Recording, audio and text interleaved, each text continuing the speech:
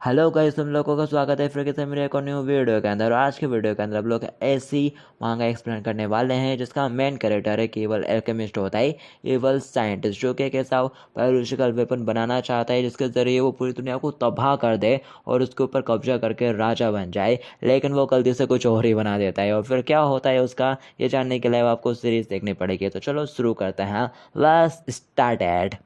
तो एपिसोड के स्टार्ट में अपन को किसी सबसे पुरानी और मोस्ट मिस्टीरियस एक फैमिली के बारे में बताया जाता है, जो कि एक एल्केमिस्ट फैमिली होती है और उसका नाम पर्सी रियड फैमिली होता है। ये लोग यूनिवर्स के लॉस को समझकर एक ऐसा मेथड ढूंढने की कोशिश कर रहे थे जिससे इन्हें डिवाइनिटी प्राप्त हो जाए। लेकिन इसके चक्कर में इन पागलों ने इस तरह के एक्सपेरिमेंट कर दिए है कि पूरी दुनिया में एक बहुत ज़्यादा खतरनाक बायोलॉजिकल डिजास्टर हो गया। पूरी लैंड पर अजीब अजीब तरह के मॉन्स्टर बना दिए थे, लोग मर रहे थे और क्या कहते हैं, जहरीले गैस भी फैला देते वातावरण में, जिससे सब कुछ खत्म ही हो चुका था। एपोकलिप्स वर्ल्ड जैसा माहौल बन गया था। हालांकि 300 साल पहले कानून रीजन की वजह से जो ये वाली फैमिली है वो डिक्लाइन में चली गई थी। और फिर इसके बाद हमें इस कहानी के एमसी को दिखाया जाता है, जो कि कह रहा होता है मैं उसी पर से डेड रेड फैमिली का एक टैलेंटेड डिसेंडेड हूँ और उस फैमिली से मैं अकेला बचा हूँ और मैं इस सेंचुरी का सबसे ज़्यादा ग्रेटेस्ट एल्केमिस्ट हूँ। और मैंने कसम खाई है कि मैं इस तरह का बायोलॉजिकल वेपन क्रिएट करूंगा जो कि गॉड्स को रिबेल कर देगा और फिर इससे मेरी फैमिली की ग्लोरी फिर से रिस्टोर हो जाएगी। और वो चलाते हुए कह रहा होता है मैंने एक सबसे ज़्यादा पावरफुल बायोलॉजिकल वेपन बनाया है और मैं इसे फाइनल कैलेमिटी कह रहा हूँ। इस प्रोजेक्ट के ऊपर मैं 400 दिनों से मेहनत कर रहा था और यह बस कम्प्लीट ही होने वाला है। हे गंदे चूहे, सीरीज का फाइनल स्टेप शुरू कर। इस जोत की प्योरिटी को कॉन्स्टेंट करने के लिए कल्टीवेशन फ्लूइड 70% से नीचे होना चाहिए। वो चलाते हुए कहता है मैंने तेरे से कितनी बार बोला है कि मेरे को गंदा चूहा कह के मत बुलाया कर, और ये इसका असिस्टेंट है। और फिर वो यहाँ पर जो चूहा रहता है वो उसे टेस्ट सब्जेक्ट के बारे में सारी डिटेल उसको बताना शुरू कर देता है और बता रहा होता है कि कल्टीवेशन फ्लूइड अभी करंटली 99% पर है। तो वो उसको एक चीज़ इंजेक्ट करने के लिए बोलता है टैंक में, तो वो वैसे ही करता है। और फिर कह रहा होता है अब 91% हो गया, तो फिर वो उसको एक और चीज़ इंजेक्ट करने का बोलता है, तो वो बिल्कुल वैसे ही करता है और फिर 85% तक पहुंच जाता है। और फिर वो उसको एक और चीज़ इंजेक्ट करने का बोलता है, वो बिल्कुल वैसे ही करता है और फिर वो 72% पर पहुंच जाता है। वो कहता है अब ये फाइनल स्टेप है, जितना भी बेस्ट फ्लूइड है उसे कल्टीवेशन टैंक से निकाल दो और उसे खोलने की तैयारी करो। वो बिल्कुल वैसे ही करता है, एक लीवर को खींचते हुए कह रहा होता है हो गया। और फिर साथ ही वो टैंक भी खुलना शुरू हो जाता है। हमसे चलाते हुए कह रहा होता है ये मेरे ग्रेटेस्ट क्रिएशन है और जो कि इस पूरे वर्ल्ड को डिस्ट्रॉय कर सकती है, फाइनल कैलेमिटी, और ये फाइनली कंप्लीट हो गया है। और वो देख रहा होता है पेज पे, उसने फॉर्म ड्रॉ करके बनाया होता है कि वो ऐसा देखेगा। और वो पेजेस फेंकते हुए कह रहा होता है तुम्हारे इस टेरिफाइंग फॉर्म के साथ तुम इस दुनिया को मेरे लिए आसानी से जीत लोगे। कि तभी टैंक खुलता है तो उसके अंदर हमें किसी की टांग दिखाई जाती है और फिर साथ ही एक बड़ा सा संतरा, और हमें दिखाया जाता है उसने बायोलॉजिकल वेपन के नाम पर गलती से एक लड़की ही बना दी होती है, जो देखकर वो खुद भी चौंक चुका होता है और कह रहा होता है आखिर ये क्या बकवास है, मेरे को उसके क्लोज जाकर ऑब्जर्व करने की जरूरत है। गंदा चूहा कहता है टेस्ट सब्जेक्ट के डायरेक्ट कांटेक्ट में आना ये हमारे बायोलॉजिकल सेफ्टी प्रोटोकॉल के खिलाफ है, आप ऐसा नहीं कर सकते। वो कहता है कम बोल, और वो चलते हुए उस लड़के के पास जाने लगता है और वो उसको अच्छे से देखता है और सोच रहा होता है हो सकता है कि ये फीमेल रोबो जो फाइनल कैलेमिटी का बस एक नकली मुखौटा हो। और अगर ऐसा है तो ये दोनों ब्रेस्ट नहीं है बल्कि एनर्जी को कलेक्ट करने की थैलियाँ हैं। जो फाइनल कैलेमिटी है उसने अपनी एनर्जी को इसके अंदर कलेक्ट करके रखा है। मेरे को इसको अच्छे से टेस्ट करने की ज़रूरत है। और साथ ही वो उसको पकड़ लेता है और सोच रहा होता है पकड़ने से तो ऐसा लग रहा है कि ये तो बहुत ज़्यादा सॉफ्ट है। और फिर साथ ही वो चलाते हुए कहता है ये तो बस एक मामूली इंसान है यार, कुछ भी नहीं है इसमें। और मैंने जो एंजल ऑफ एग्जिस्टेंस का लेफ्ट हैंड ट्रांसप्लांट करा था उसका क्या हुआ। और एमरल्ड एम्प्रेस की वो दुखी वाली आंखें आखिर वो कहाँ चली गई जो कि मैंने इसमें लगाई थी। और कहाँ से वो स्पेशल वाला दिल भी जो कि मैंने इसके अंदर खास ट्रांसप्लांट करा था कि मेरे को खून के पंपिंग की आवाज़ सुनाई क्यों नहीं दे रही है। कि तभी उस लड़की की आंखें खुलती हैं, चुहा ये देख लेता है और चिल्लाते हुए कहता है ऐसा हो जरा संभल कर। लेकिन इससे पहले कि ऐसा कुछ समझ पाता वो लड़की उसको ऊपर अटैक कर देती है और उसको काटना शुरू कर देती है। ये देखकर शुआ घबरा जाता है और साथ ही रोना शुरू कर देता है। ऐसा हो तुम बिल्कुल भी मत घबराना, मैं तुम्हारी लेगेसी को अच्छे से इनहेरिट करूंगा। मैंने ऑलरेडी तुम्हारे लिए समाधि तैयार कर रख ली है। और वो जीनियस एक हमेशा जिसे सिटीज के हीरोज भी नहीं मार पाए थे, लेकिन अब वो यहाँ पर खुद एक एक्सपेरिमेंट टेस्ट के हाथों मर रहा है। क्या पीसफुल मौत है 15 ईयर ओल्ड के वर्जन की। तभी ये सब चलाते हुए कहता है गंदे चूहे, मैं जल्द ही तेरी चीज के स्टोरेज के अंदर एक गंदे कीड़े के अंडे डाल दूंगा। यह सुनते से चूहा चलाते हुए कहता है तू कितना क्रूल है। और साथ ही वो हैरान होते हुए कहता है क्या तू अभी तक मरा नहीं। एम से कहता है मैं 100% इस सेंचुरी का सबसे ज्यादा जीनियस एल्केमिस्ट हूँ। मैं अपने ही टेस्ट सब्जेक्ट के हाथों कैसे मारा जा सकता हूँ? क्या तुमको याद नहीं है मैंने तुमसे कहा था इसका जो कल्टीवेशन फ्लूइड है उसके अंदर मेरे लिक्विड सोल को मिला देना, जिससे इसकी सोल नेचुरली मेरे प्रति आकर्षित रहेगी और ये मेरे को कभी भी नुकसान नहीं पहुंचा पाएगी। शुआ कहता है क्या तुमने मुझसे अपना लिक्विड सोल इसके अंदर मिलाने के लिए कहा था, लेकिन मेरे को तो ऐसा कुछ याद नहीं। और साथ ही वो थोड़ा फ्लैशबैक में चला जाता है, जब उसने उसको एक गोल्डन कलर की बोतल दी थी और कहा था कि इसको उसके कल्टीवेशन फ्लूइड में मिला देना। उस वक्त तो ये चूहा नींद में होता है। वो कहता है हाँ ठीक है समझ गया। और उसके जाने के बाद वो कह रहा होता है कि ये क्या चीज़ है, और साथ ही खोलकर थोड़ा सूंघना शुरू कर देता है और कह रहा होता है इसकी स्मेल तो काफ़ी अच्छी है, चलो मैं इसको अपने वाइन में मिला लेता हूँ जिससे कि इसका फ्लेवर अच्छा हो जाएगा। और फिर कहानी प्रेजेंट में आ जाती है। वो अपना चेहरा पकड़ लेता है और कह रहा होता है सब कुछ खत्म हो गया। ऐसा वो कहता है फाइनल कैलेमिटी, तुम्हारे मास्टर के तौर पर मैं तुम्हें पीछे हटने का ऑर्डर देता हूँ, हट जाओ मेरे ऊपर से और अच्छे से बिहेव करो। तभी वो एकदम से उसके चेहरे के पास जाते हैं। वो कहता है फाइनल कैलेमिटी आगे तुम ये क्या कर रही हो? तभी वो उसको चाट लेती है और वो एकदम शर्मा जाता है, उसका चेहरा पूरा लाल हो जाता है। वो उसको चाटना शुरू कर देती है और फिर साथ ही वो घबरा जाता है बहुत ज़्यादा और उसको एकदम से धक्का देते हुए दूर कर देता है और वहाँ से भाग जाता है। कह रहा होता है मैं एक्सपोज हो गया, गंदे चूहे जल्दी से मेरा वो प्योरीफिकेशन स्पेल लेकर आओ। और वो उस चैम्बर से बाहर चला जाता है और एक बटन को दबा देता है जिससे कि वो चैम्बर बंद हो जाता है और फाइनल कैलेमिटी अंदर ही फंस जाती है। और जो हिस्सा हुआ है वो कैसा स्पेयर उठाकर अपने सिर पे मारना शुरू कर देता है। और फिर साथ ही उसके दिमाग में फाइनल कैलेमिटी आती है और साथ ही उसके अलावा एक और लड़की आती है पर्पल बाल वाली। वो कहता है जाओ रुको, और फिर साथ ही वो कुछ छोड़ना शुरू कर देता है। जो कह रहा होता है यार कि तुम क्या चीज़ ढूंढ रहे हो? और वो एक पेपर निकालता है और कह रहा होता है मेरे को मिल गई। अब मैं श्योर हूँ कि ये लेडी ही फाइनल कैलेमिटी के लिए ओरिजिनल टेस्ट सब्जेक्ट है ह्यूमन 2252। चुहा कहता है अच्छा क्या वो लड़की जिसे अपन लोगों ने 1 साल पहले बचाया था, जिसके एक हाथ और पैर गायब हो चुके थे और वो लगभग मरी चुकी थी, तभी तो मैं सोचूं वो मुझे थोड़ी जानी पहचानी से क्यों लग रही है। जरा 1 मिनट रुको, मुझे याद है 2252 के बाल तो बैगनी थे, अब उसके बाल सुनहरे क्यों हैं? ऐसा वो कहता है यही तो प्रॉब्लम है और ऐसा लगता है कि उसकी पर्सनैलिटी भी बदल गई है। और फिर यहाँ से हमें 1 साल पहले का सीन दिखाया जाता है और गोल्डन सिटी के वाइट क्वीन बैंक का सीन। और वहाँ पर ऊपर साइड एक चैम्बर होता है जिसके अंदर बॉम्ब रखा हुआ रहता है और फिर उसकी गिनती 0 तक पहुंच जाती है और फिर उसमें से धुआं निकलना शुरू हो जाता है। और फिर इसके बाद अपन को उसे बैंक का टॉयलेट दिखाया जाता है जहाँ पर ईसा और वो गंदा छुआ मिलकर मुतने में लगे हुए रहते हैं। और वो गंदा छुआ टाइम देखते हुए कह रहा होता है ड्रैगन स्पाइडर टॉक्सिक अब तक रिलीज हो गया होगा, ओवर टाइम हो चुका है। ईसा कहता है अच्छा। और फिर साथ ही और वो एक बैग खोलता है जिसके अंदर उसने मास्क रखा होता है और उसके हथियार होते हैं। वो पूरी तरह से तैयार हो जाते हैं और कह रहे होते हैं तो फिर चलो इसको शुरू करते हैं। और फिर वो मेन हॉल में जाने लगते हैं जहाँ पर पूरे में धुआं धुआं हो गया होता है, वो गैस फैल गई होती है, लोग खांसने में लगे हुए रहते हैं और तड़प रहे होते हैं। और फिर तभी ये दोनों भी यहाँ पर एंटर कर जाते हैं। गार्ड कह रहा होता है यू भाषण आकर तुम लोग हो कौन, तुम्हारी हिम्मत कैसे हो रही है वाइड क्वीन बैंक को इस तरह से लूटने की? क्या तुमको कोई आइडिया भी है कि इस बैंक का ओनर कौन है? और वो उसके मुंह पे पिचकारी मारता है और कह रहा होता है वाकई में मैं इसमें बिल्कुल भी इंटरेस्टेड नहीं हूँ। और साथ ही वो एक ग्रीन कलर का स्लाइम में बदल जाता है जो देखकर ऐसा कह रहा होता है ऐसे तुम ज़्यादा क्यूट लग रहे हो। कि तभी चूहे की नज़र एक लेडी और एक बच्चे पर पड़ती है। वो कह रहा होता है माय फेवरेट। वो लेडी बहुत ज़्यादा घबरा जाती है और बोल रही होती है तुम्हें जो चाहिए वो हमसे ले लो लेकिन प्लीज हमको मारना मत। तभी वो आगे बढ़ते हुए वो कैंडी ले लेता है और कह रहा होता है इसे मुझे दो। तो वो बच्चा रोना शुरू कर देता है और वो कैंडी लेकर खुश हो जाता है। और फिर वो लोग बाहर हाथ डालकर क्लोज कर देते हैं बैंक को और दरवाज़ा अच्छे से लगा देते हैं।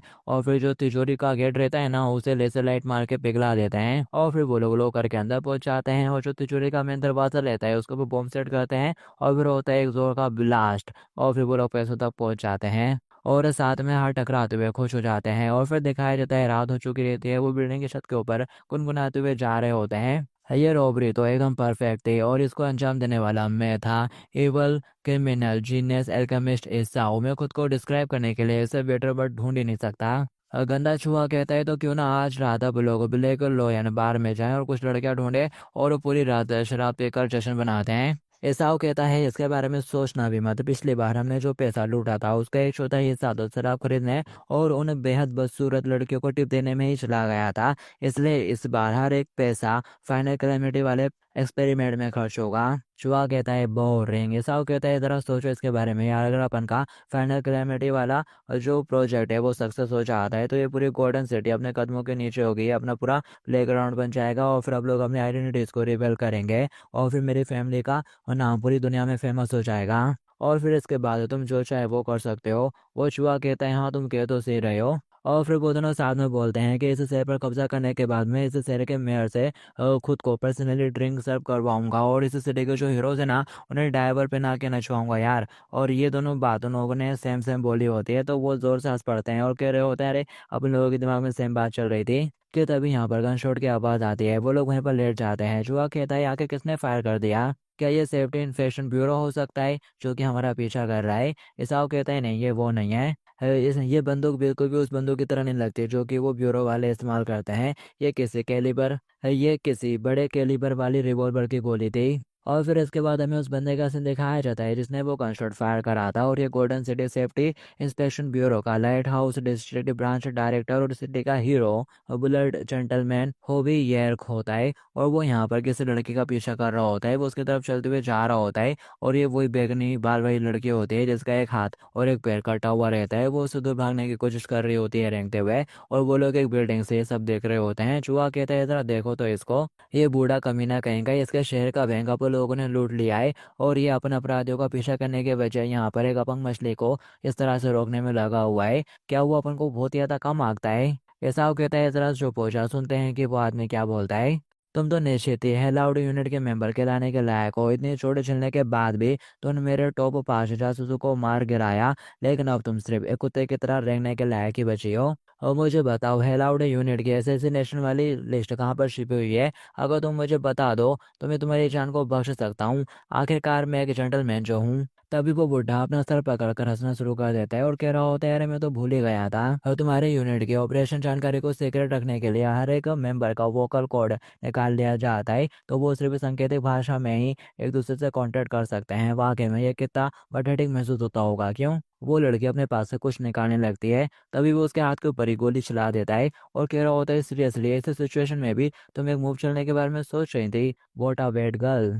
ऐसा लगता है कि वो लिस्ट अभी भी तुम्हारे पास है। वो स्टेडी को उठा लेता है और कह रहा होता है वॉट, क्या वो लिस्ट स्टेडी के अंदर छुपी हो सकती है। तभी वो उसका पाँव पकड़ लेती है और आवाज निकालते हुए उससे टेंडी मांगना शुरू कर देती है क्योंकि बोल तो वो सकती नहीं। तो वो उसके सिर में ही अपनी गन मारता है और उसके सिर के ऊपर पाँव रखकर खड़ा हो जाता है और कह रहा होता है देखने से ऐसा लगता है कि ये गंदा टेडी बेयर तुम्हारे लिए वाकई में बहुत ज़्यादा इंपॉर्टेंट है। अगर ऐसा है तो फिर चलो मैं तुम्हें इसे वापस कर देता हूँ। और वो उसके पास ही वो छोटा सा टेडी बेयर फेंक देता है और फिर उसी की आंखों के सामने उसे टेडी बेयर की गर्दन उड़ा देता है एक शॉट के साथ। और फिर वो उसके ऊपर भी गन पॉइंट कर देता है और बोल रहा होता है ठीक है भले मैं उसे लिस्ट को वापस नहीं ले जा सका, फिर भी तुम्हारी लाश वापस ले जाने पर मुझे उन अडल्ट से थोड़ा तो इनाम मिल ही जाएगा, बस ये थोड़ा कम होगा। कि तभी यहाँ पर ऐसा हुआ जाता है और ताली बजाते हुए कहता है आखिर किसने सोचा होगा कि गोल्डन सिटी के अपराधियों का दुश्मन निस्वार्थ शहर का hero bullet gentleman director Homi रिएक वाकई में एक पैसों का भूखा आदमी होगा। वो चलाते हुए कहता है कौन है वहां पर। ऐसा कहता है चलो मैं खुद को इंट्रोड्यूस करता हूँ। इस वक्त तुम्हारे सामने इस गोल्डन सिटी का सबसे ज्यादा इवल क्रिमिनल और इस सेंचुरी का ग्रेटेस्ट एल्केमिस्ट खड़ा हुआ है, एसाओ बेरॉन। और फिर तभी पीछे से वो गंदा चूहा भी खांसना शुरू कर देता है मेरे बारे में क्या। एसाओ कहता है ओ मैं तो इसको इंट्रोड्यूस कराने के बारे में भूल ही गया था। और मैं ये मेरा राइट हैंड है डॉक्टर क्रेजी माउस। गंदा चूहा कहता है नहीं मैं इसे करेक्ट करता हूँ, मैं इसका सिर्फ एक राइट हैंड नहीं हूँ बल्कि इसका क्रिमिनल पार्टनर हूँ। हम दोनों एक्चुअली इक्वल ही हैं। और एक और बात, मैं mysterious and crazy doctor crazy mouse हूँ, याद रखना है इस एडजस्टमेंट को। ये सुनते से ये सब छटकने लगता है और कह रहा होता है ये क्या बकवास है। तो दो बार क्रेजी वो कहता है मेरे को तो यही यही पसंद है। ईसाऊ कहता है ये अपन के विलन के स्टेटस को लो कर देगा यार, यहाँ पर कितना सीरियस माहौल था और ये तू क्या हग रहा है। वो कहता है शर्ट आप, दो बार क्रेजी लगाने से अपन दोनों और ज्यादा कूल लगेंगे। और वो बुढ़ा कहता है मेरे पास तुम बच्चों के साथ खेलने का बिल्कुल भी टाइम नहीं है। अगर तुमने मेरे काम में टांग अड़ाने की कोशिश करी तो फिर तुम दोबारा कभी भी अपनी मम्मी को नहीं देख पाओगे। ऐसा वो कहता है चीज ऐसा लगता है कि ये बूढ़ा मेरे को बहुत ज्यादा कम आंक रहा है। चूहा कहता है तो फिर चलो आप लोग इसको अपना रिजल्ट दिखाते हैं। और फिर वो दोनों पैसों से भरे बैग को उसके आंखों के सामने फेंक देते हैं। वो देखते हैं उन पैसों को और कह रहा होता है तो अच्छा तुम दोनों वो बास्टर्ड हो जिसने वाइट क्वीन बैंक को लूटा था शाम के टाइम। अब ये सुनते से वो लोग एकदम स्टैंड में खड़े हो जाते हैं। और वो बुढ़ा कहता है अपने आत्मसंतुष्टि के लिए और अचीवमेंट वाली फीलिंग पाने के लिए अपने क्राइम्स को जाकर खुद ही दूसरों को बता देना, ये इस बात का साइन है कि तुम्हारे अंदर इनसिक्योरिटी है। और जैसे तुमने कहा है ऐसा खासकर वो लोग करते हैं जो कि लो लेवल के होते हैं और नो सीखे रहते हैं। और मुझे नो सीखे या फिर कचरे लोगों को मारना बिल्कुल भी पसंद नहीं है क्योंकि मेरी हर एक गोली बहुत ज़्यादा महंगी होती है। लेकिन चलो आज मैं तुम्हारे ऊपर ये एहसान किए देता हूँ, मैं एक जेंटलमैन पर्सन हूँ, इसलिए चलो मैं तुमको यहाँ से भागने के लिए 3 सेकंड का समय दूंगा। एसाव कहता है इसकी कोई ज़रूरत नहीं है, प्लीज़ तुम गोली चलाओ मुझे गोल्डन सिटी के नंबर 1 और शार्प शूटर बुलेट जेंटलमैन की शानदार शूटिंग दिखाओ। और वो बुढ़ा कहता है ठीक है तो फिर तैयार हो जाओ। वो ट्रिगर दबाने की कोशिश करता है लेकिन उसे दब ही नहीं रहा होता। वो कहता है ये क्या हो गया। वो सोच रहा होता है आखिर ये कैसे फीलिंग है, मुझे ये गन बहुत ज़्यादा हैवी फील हो रही है। सडनली उससे खुद की बॉडी नहीं संभाली जाती, वो अचानक से लड़खड़ाते हुए नीचे गिरने लगता है। और फिर तभी उसका ध्यान जाता है उन पैसों के बैग के अंदर एक स्प्रे टाइप का कुछ रखा हुआ भी रहता है जिससे गैस रिलीज हो रही होती है। और वो गैस उसने सूंघ ली और उसे गैस का असर अब उसके ऊपर हो रहा होता है। ऐसा वो कहता है वो तो मेरी रिलैक्स हो गया है लेकिन अब बहुत ज़्यादा देर हो चुकी है। और साथ ही वो बताना शुरू कर देता है कि उस स्प्रे ने उस धुएं ने उसके बर्थडे के ऊपर क्या क्या असर करा है। वो बंदा कह रहा होता है यार तुम्हारा पर्पस क्या है, क्या तुम इस औरत को बचाने की कोशिश कर रहे हो। ऐसा वो कहता है प्लीज हम लोग विलन्स हैं और किसी को बचाने जैसा हीरो वाला काम हम लोग कैसे कर सकते हैं। बस सिंपली बात सिर्फ इतनी है कि हमें तुम जैसे हीरोज बिल्कुल भी पसंद नहीं है। और ऐसा कहते हुए वो उसका सर पे शूट कर देता है जिससे कि वो स्लाइम बन जाता है और उछलते हुए यहाँ से चला जाता है। चूहा कहता है तो फिर चलो अब लोग अब अपने बेस में वापस चलते हैं और जाकर मजे करेंगे। कि तभी वो देखता है वो उस लड़के के पास पहुंच गया होता है। वो कह रहा होता है आखिर तू वहां पर क्या कर रहा है। ऐसा वो कहता है मैं ऑब्जर्व कर रहा हूँ कि आखिर ये औरत और कितनी देर तक सरवाइव कर सकती है। इसका लेफ्ट पाँव और लेफ्ट हाथ कट चुका है और इसे बहुत सारी चोटें भी लगी हुई हैं। और बाएं हथेली पर गोली से शूट करा गया है और उसकी सारी पसलियां भी टूट गई हैं। और इसकी राइट आंख भी खींचकर बाहर निकाल दी है किसी ने। और इसकी उंगलियां और पैरों के नाखून भी खींचकर बाहर निकाल दिए गए हैं बहुत बुरी तरीके से। और इसके वोकल कोर को भी चला दिया गया है। और मैंने उसके ब्लड फ्लो को भी चेक कर लिया है, उसके शरीर के अंदर कम से कम 4 काफी खतरनाक टॉक्सिक पाए गए हैं। उसकी बॉडी के अंदर जहर भी है। ये वाकई में एक चमत्कार की तरह है कि वो अभी तक जिंदा बची हुई है। मैं बहुत ज़्यादा क्यूरियस हूँ आखिर इस औरत में ऐसा क्या स्पेशल था जो इसको इस तरह से ट्रीट किया गया है। और वो सेफ्टी इन्फेक्शन ब्यूरो वाले लोग किसी ऑर्डिनरी पर्सन पर इतने क्रूल इस मेथड का इस्तेमाल तो नहीं कर सकते। गंदा चूहा कहता है वो ज़्यादा दिनों तक जिंदा नहीं रहेगी, आखिर तुम उसको लेकर इतने परेशान क्यों हो रहे हो। चलो जल्दी से वापस चलते हैं और घर पर चलकर पार्टी करेंगे जो फिलहाल अपने लिए सबसे ज़्यादा ज़रूरी काम है। और क्या तुम उसको बचाने के बारे में तो नहीं सोच रहे हो। ईसाओ कहता है क्या उसको बचाना, मैं इस गोल्डन सिटी का मोस्ट एबल विलन हूँ, किसी को बचाना मेरे जैसे के लिए इंसल्ट के बराबर है। और वो अपना बैग उठाकर वहां से जाने लगता है। चूहा कहता है क्या तुम मुझसे डर गए हो, मैंने तो सोचा था कि तुम वाकई में उसे बचाना चाहते हो। वो चिल्लाते हुए कहता है बस बहुत हो गई बात है, चलो चलते हैं यहाँ से। तभी वो लड़की रेंगना शुरू कर देती है और ईसा उसे नोटिस कर लेता है और सोच रहा होता है वो रेंग रही है इतनी सारी इंजरी होने के बावजूद भी, आखिर वो अब और क्या करना चाहती है। और साथ ही वो अपना चेहरा फेर लेता है और कह रहा होता है जाने दो। इस शहर में हर दिन बहुत सारे लोग इस तरह से अनजानी गलियों में सड़ते रहते हैं, आखिर इसका मुझसे क्या लेना देना है। और साथ ही वो ये सोचने के बाद वहां से चलते हुए जाने लगता है। तभी आसमान से जोर की बिजली कड़कती है और एक जोरों की बारिश होना शुरू हो जाती है। ईसाऊ कह रहा होता है ये भारी बारिश शहर के सारे पाप और खूनों को धो देगी और जब बारिश बंद हो जाएगी तो सब कुछ भुला दिया जाएगा। और वो लड़के स्ट्रगल करते हुए आगे बढ़ रहे होते हैं, उसका जो टेडी टूट गया था वो उसी की तरफ ही बढ़ रही होती है। और सारे टेढ़े के मम्मी को इकट्ठा करते हुए वो उसको अपने सर के पास ले आती है और उसी के ऊपर अपना सर रखकर सो जाती है उसी बारिश में। और उसकी बॉडी से बहुत सारा खून बह रहा होता है और वो बहुत जल्दी ही मरने वाली है। कि तभी यहाँ पर जो ऐसा हुआ है वो वापस आ जाता है और उस लड़के को देख रहा होता है। और फिर दिखाया जाता है नेक्स्ट सीन में और वो लोग उस लड़के का ऑपरेशन कर रहे होते हैं। चूहा कहता है ऐसा हो क्या तुम जानते भी हो कि इस वक्त आप लोग क्या कर रहे हैं। वो बोलता है अभी आप लोग ऑपरेशन कर रहे हैं। वो चिल्लाते हुए कहता है आप लोगों ने अभी यहाँ पर किसी की जान बचाई है, डैम इट। आखिर तेरे को ये लोगों की जान बचाने की बुरी आदत कब से लग गई, यहाँ क्या तू अपने लक्ष्य को भूल गया है। ऐसा वो कहता है बिल्कुल भी नहीं, हम सबसे बुरा विलन बनाने जा रहे हैं जो कि इस दुनिया को पेसिरेड परिवार के आतंक और महानता का गवाह बनाएगी। है लेकिन इसके लिए हमें एक ऐसा बायोलॉजिकल वेपन बनाने की जरूरत है जो कि इतना ज़्यादा पावरफुल हो कि वो इस पूरी दुनिया को डिस्ट्रॉय कर सके और गॉड के फाइनल कैलेमिटी को भी सरपास कर सके।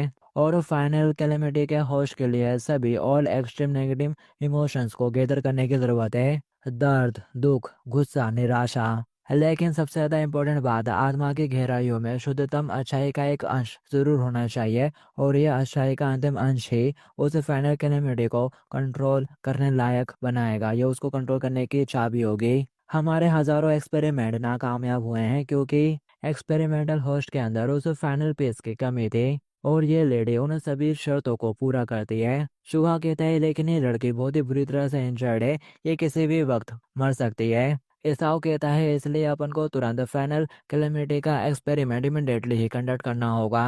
चलो काम को बांट लेते हैं, तुम ट्रांसप्लांट करने वाले मटेरियल को तैयार करो और मैं निराशा के ककून का खून तैयार करूंगा। वो कहता है कोई बात नहीं, करते हैं, नो प्रॉब्लम। और फिर दिखाया जाता है उन्होंने सारी चीज़ों को तैयार कर लिया होता है। यहाँ पर एक एम्बर एंजल का लेफ्ट हैंड होता है और किसी एम्प्रेस की राइट आंख होती है और एक आर्टिफिशियल दिल भी होता है। और साथ ही सामने उस ककून वाले फेटल ब्लड को भी तैयार कर लिया होता है। और फिर वो लड़की की बॉडी के पास आते हैं और बोल रहे होते हैं तो चलो तो फिर एक मिरेकल्स तैयार करते हैं। और फिर कहानी प्रेजेंट में आ जाती है जहाँ पर ऐसा हो उस बैगनी बाल वाली लड़के को इसी लड़के के साथ कंपेयर करने में लगा हुआ रहता है फाइनल कैलेमिटी, और देख रहा होता है। पीछे से चूहा कहता है तो अब आप लोग क्या करेंगे। ऐसा कहता है कल सुबह आप लोग अपना रूटीन स्टार्ट करेंगे, ऑब्जर्वेशन करेंगे, कल्टीवेशन करेंगे और टेस्टिंग करेंगे। वो चूहा कहता है क्या हो अगर ये लड़के एक फेलियर निकली। ऐसा कहता है तो फिर आप लोग इसको डिस्पोज कर देंगे, वैसे भी मैं किसी फेलियर को अपने पास नहीं रखूंगा। और फिर दिखाया जाता है रात हो चुकी होती है। अब उनको ईसाओं के कमरे का सीन दिखाया जाता है जहाँ पर वो सोने की कोशिश कर रहा होता है, करवटें बदल रहा होता है, लेकिन तभी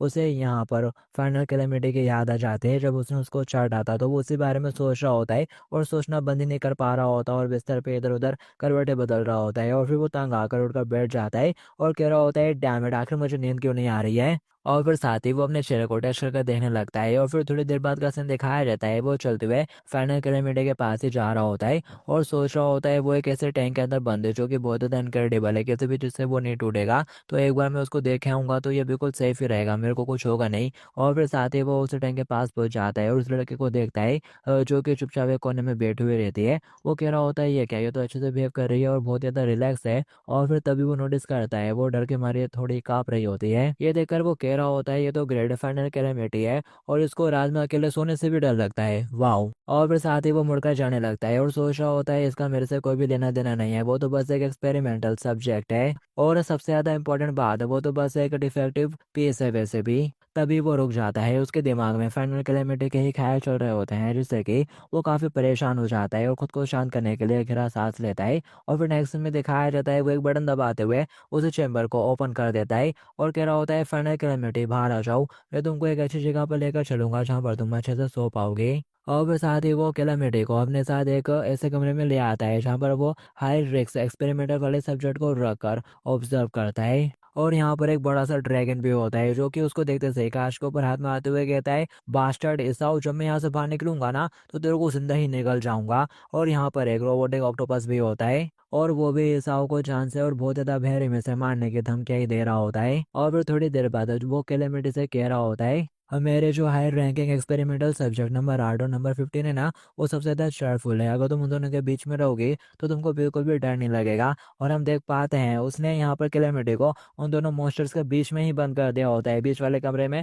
उसे भी वहाँ पर बंद कर दिया होता है। वो दरवाज़ा ठोकते हुए उसकी तरफ देख रही होती है लेकिन वो उसको इग्नोर करते हुए यहाँ से जाने लगता है। वो ड्रैगन चिल्ला रहा होता है बादशाह ऐसा मेरे को यहाँ से बाहर निकाल। और वो एक आंख वाला ऑक्टोपस भी कह रहा होता है मैं तेरी आत्मा को खा जाऊंगा, सर मेरे को यहाँ से एक बार बाहर तो निकलने दे। लेकिन वो उनको इग्नोर करता हुआ वापस मारते हुए जा रहा होता है और कह रहा होता है तुम लोग अच्छे से रहो यार, अब मैं सोने के लिए जा रहा हूँ। और फिर वो अपने कमरे में आ जाता है और कह रहा होता है फाइनल कैलेमिटी को बिल्कुल भी अकेला नहीं लगेगा, फाइनली अब मैं अच्छे से सो सकता हूँ। और वो बिस्तर पर लेट कर सो जाता है। और फिर इसके बाद हमें उस बड़े से ड्रैगन को दिखाया जाता है जो कि उस ऑक्टोपस से कह रहा होता है बिग आई, ये तो high risk experimental subject detection zone है ना, तो आखिर हम जैसे पावरफुल क्रीचर्स के साथ ये इंसानी लड़के यहाँ पर क्या कर रही है। वो बोलता है आखिर मेरे को कैसे पता होगा यार, हजारों को मुझे याद आया वो बासठ ईसाऊ इस लड़के को फाइनल कैलेमिटी कहकर बुला रहा था। अब ये सुनते से वो ड्रैगन जोर जोर से हंसना शुरू कर देता है और कह रहा होता है क्या फाइनल कैलेमिटी और वो भी ये इंसानी लड़की है तो बिल्कुल एक चींटी की तरह है, मेरे से मजाक मत करो यार।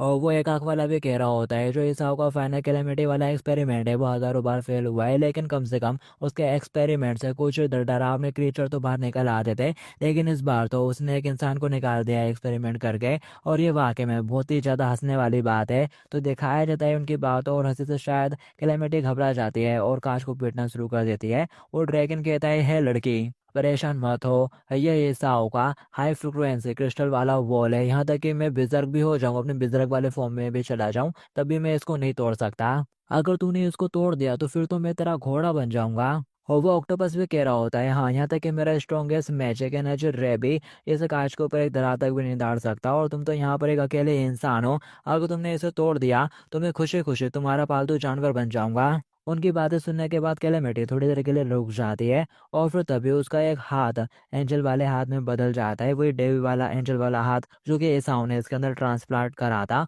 और उसको देखकर वो दोनों बहुत ज़्यादा चौंक जाते हैं और कह रहे होते हैं, तो रुको ये क्या है। और फिर साथ ही उस हाथ से फायर निकलती है, आईने पर लगती है और वो आईना चटकना शुरू हो जाता है, टूट रहा होता है। वो ड्रैगन चलाते हुए कहता है, वो आखिर ये किस तरह का ट्रिक है। और वो देखते ही देखते उस पूरे आईने को तोड़ डालती है पिघलाकर, और खुद भी बहुत ज़्यादा हैरान हो रही होती है कि आखिर ये कैसे हो गया। ये देखकर उस ड्रैगन का मुंह खुला का खुला रह जाता है और वो ऑक्टोपस भी बहुत ज़्यादा चौंक चुका होता है। और वो ड्रैगन तो उसके सामने हाथ जोड़ लेता है और कह रहा होता है, बिग सिस प्लीज़ मेरे बॉ को एक्सेप्ट कर लो। नहीं नहीं, प्लीज़ इस लिटिल ड्रैगन के बॉ को एक्सेप्ट कर लो, अब से मैं तुम्हारा घोड़ा हूँ, प्लीज़ मेरे यहाँ से बाहर निकलने में हेल्प करो। और वो ऑक्टोपस भी उसके सामने हाथ जोड़ लेता है और कह रहा होता है, बिग सिस अब से मैं खुशी खुशी तुम्हारा पेट भरने के लिए तैयार हूँ, प्लीज़ मेरे को भी यहाँ से बाहर निकाल दो। और दूसरी तरफ ईसाऊ आराम से अपने कमरे में सो रहा होता है और वो चूहा भी ड्रिंक कर कर लुढ़क चुका होता है कि तभी यहाँ पर अलार्म बजना शुरू हो जाता है। ईसाऊ एकदम चौंकते हुए उठता है और फिर वो तैयार होकर कमरे से बाहर आता है और चूहा भी आ जाता है और कह रहा होता है, डायमंड आखिर ये हो क्या रहा है, आखिर हाई रिस्क वाले एक्सपेरिमेंटल जोन का अलार्म क्यों बज रहा है, और ये सबसे ज्यादा हाई है, सबसे ज्यादा जरूरी लेवल 4 का अलार्म बज रहा है। ऐसा कहता है, इसका मतलब यह है कि उस कमरे के लगभग 3 दीवारें टूट गई हैं और कुछ एक्सपेरिमेंटल सब्जेक्ट कंट्रोल से बाहर हो गए होंगे, हमें उन्हें डबल से सरपेस करने की ज़रूरत है। एसाओ कहता है, इसका मतलब यह है कि वहां पर 3 क्रिस्टल की दीवारें तोड़ दी गई हैं और कुछ एक्सपेरिमेंटल सब्जेक्ट काबू से बाहर हो गए होंगे, अब उनको उनको काबू करने की ज़रूरत है इससे पहले कि वो बहुत ज़्यादा नुकसान पहुंचा दें। और फिर वो लोग फटाक से लिफ्ट के जरिए उस एरिया की तरफ जाने लगते हैं। जो छुआ रहता है वो टेबलेट पर सारी जानकारी देख रहा होता है और बोल रहा होता है, सेविज ड्रैगन। और वो अभी साहब भाग निकले हैं अपने रूम से और वो कहते हैं, जरा रुको, F203, मेरे को याद है ये आइसोलेशन रूम तो खाली था। ये सुनते से वो उससे वो टेबलेट छीन लेता है और कह रहा होता है, जरा मेरे को दिखाओ।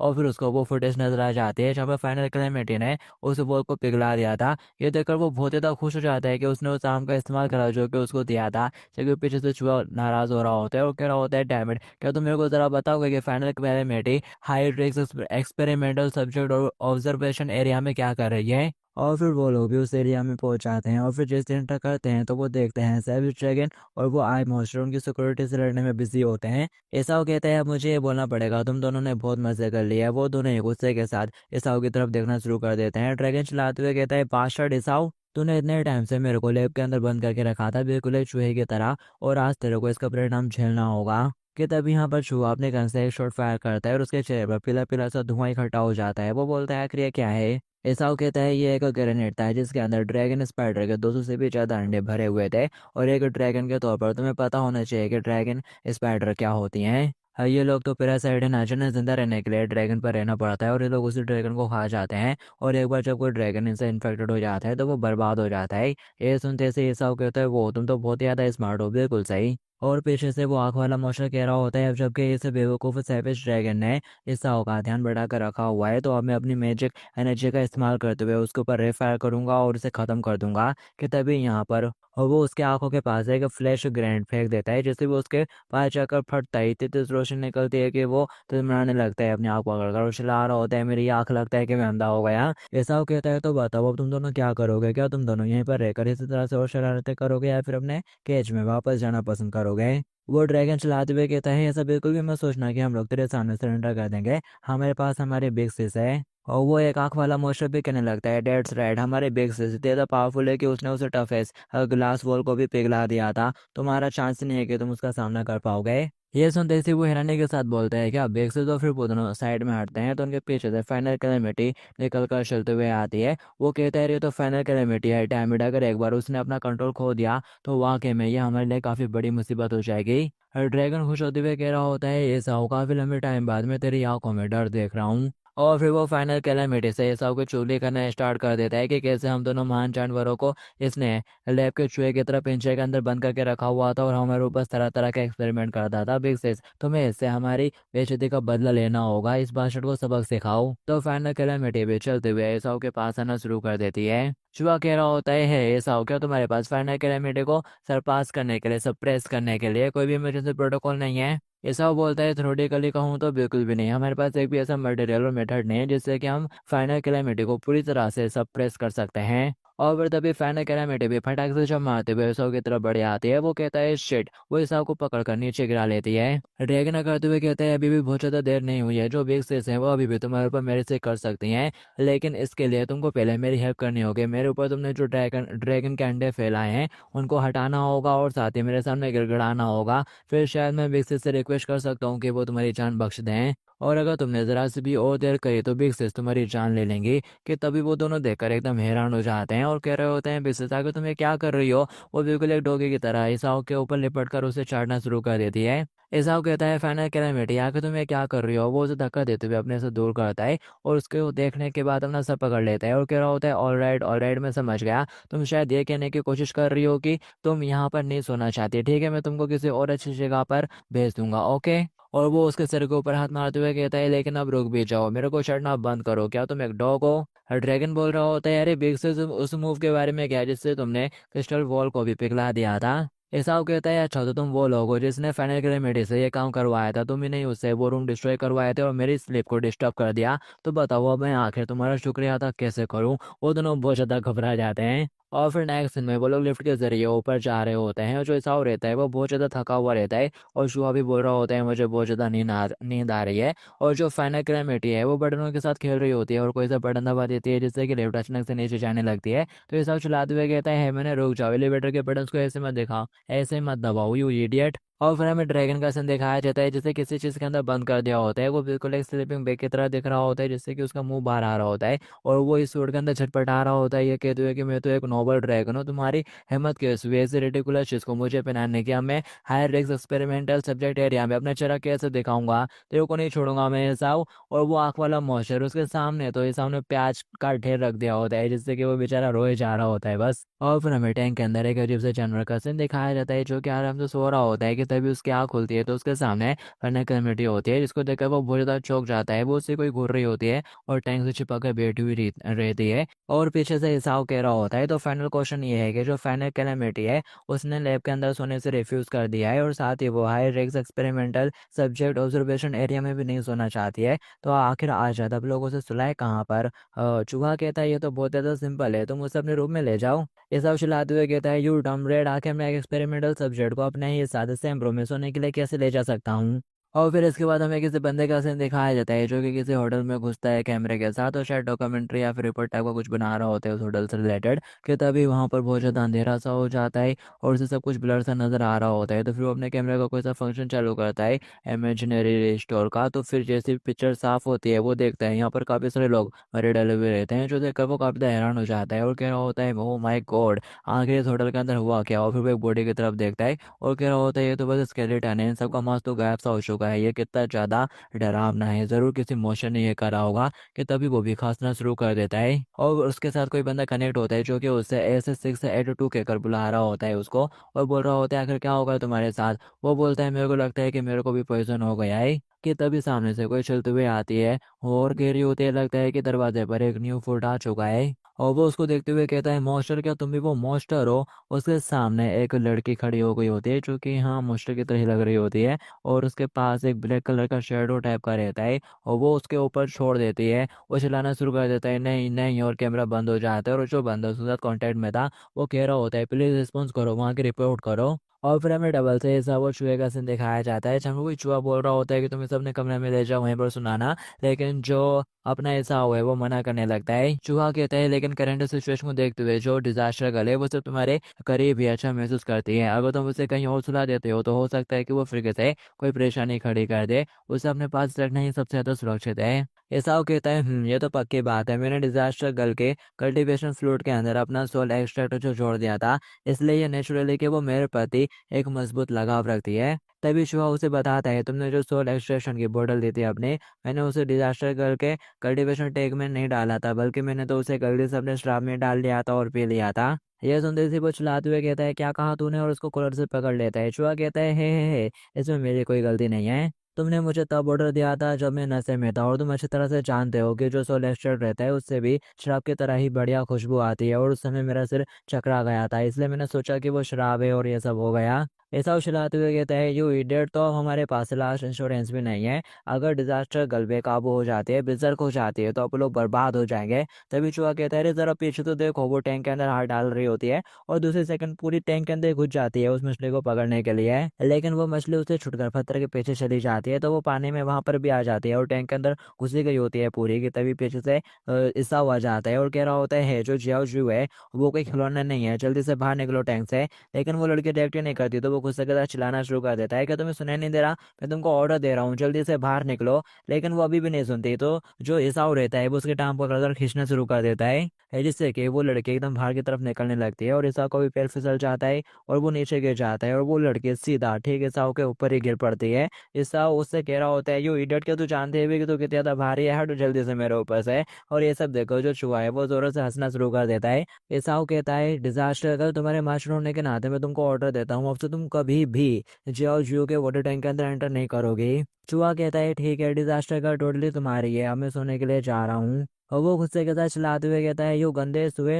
और वो गुस्से के साथ चिल्लाते हुए कहता है, यू गंदे चूहे, आकर तुम मेरे को अकेला छोड़कर क्यों जा रहा है। चूहा उससे कहता है, डिजास्टर गर्ल एक बहुत ही सॉफ्ट लड़की है, इसलिए मैं तो तुम्हें एडवाइस करूंगा कि तुम उसके साथ जेंटल तरीके से पेश आओ। अगर वो एक बार बिजर्ग हो गई तो इसके कॉन्सिक्वेंसेस बहुत ही ज्यादा अनइमेजिनेबल होंगे। और वो उससे कहता है, क्या एक सॉफ्ट लड़की, वो बस एक एक्सपेरिमेंटल सब्जेक्ट है, और आखिर तुम्हारा जेंटल से क्या मतलब था। कि तभी पीछे से वो बहुत जोर से छींक पड़ती है, पानी की वजह से वो पूरी तरह से गीली हो चुकी होती है। ये देखकर वो गहरी सांस लेते हुए कहता है, ऑल राइट, चलो पहले इसे नहला देते हैं। तो फिर नेक्स्ट दिन बाथरूम का दिखाया जाता है, वो उसको अपने बाथरूम में ले आता है और उसका हाथ उठाकर उसके अंडर आराम से कुछ तो स्कैन कर रहा होता है और बोल रहा होता है, मैंने उसको 3 बार स्कैन कर लिया है, उसके अंदर कोई भी रोगाणु नहीं है, लेकिन फिर भी मैं नहीं चाहता है कि एक एक्सपेरिमेंटल सब्जेक्ट मेरे बाथटब का इस्तेमाल करे। और वो उससे कहता है, जब मैं यहाँ से चला जाऊंगा तो तुम खुद बाथटब के अंदर बैठकर नहा लेना, समझ गई। वो कंफ्यूज होते हुए उसकी तरफ देख रही होती है, तो ये देखकर वो अपना सर पकड़ लेता है और इशारों के जरिए उसे बताने की कोशिश करता है, जब मैं यहाँ से चला जाऊंगा तो तुम